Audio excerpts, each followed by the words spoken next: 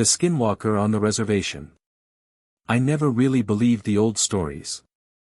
My mom used to tell me tales about creatures that roamed the desert at night, spirits that could wear the skins of animals, or even people. She called them Yinaldlushii, skinwalkers.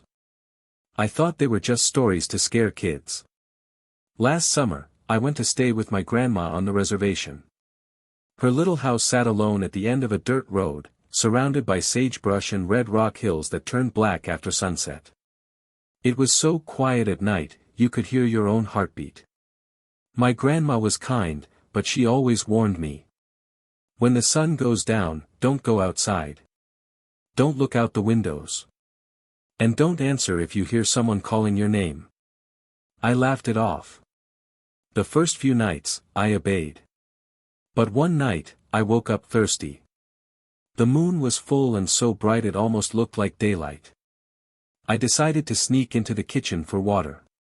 As I tiptoed down the hall, I heard something outside. It sounded like someone whispering my name. Daniel. Daniel. I froze. My heart hammered in my chest. I thought it must be Grandma playing a trick, but she was too old for that. I crept to the window and peeked through a crack in the curtain. That's when I saw it. At the edge of the yard stood a tall, thin figure. It looked like a man at first, but its arms were too long, and its head was shaped wrong, almost like a coyote's head, but twisted. Its eyes reflected the moonlight, glowing pale and empty. It tilted its head at me and smiled. But it wasn't a human smile, it was too wide, too full of sharp teeth. It lifted a hand, claw-like fingers curling, and called again. Daniel, come outside.